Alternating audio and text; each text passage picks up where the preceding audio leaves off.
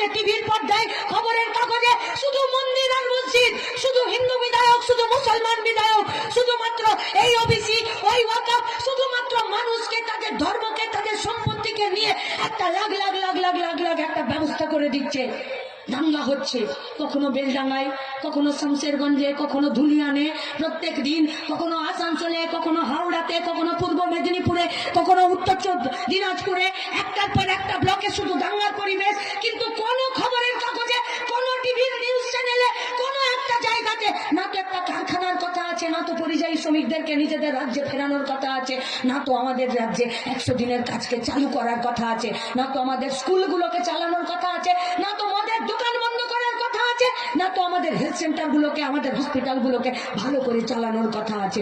মানুষ বাঁচবে কিসে? মানুষ বাঁচবে পেটের ভাতে। মানুষ বাঁচবে কিসে? মানুষ বাঁচবে নিজের হাতের কাজে। মানুষ বাঁচবে কিসে? মানুষ বাঁচবে নিজের মাথার ছাদে। তাই মানুষকে যদি বাঁচাতে চায় তাহলে খাদ্য, বস্ত্র, বাসস্থান আর তার হাতের কাজের কথা বলতে হবে। তাই আমরা মানুষকে বাঁচানোর কথা বলার জন্য বাংলা বাঁচাতে এসেছি। কারণ মানুষ না বাঁচলে বাংলা বাঁচতে পারে না।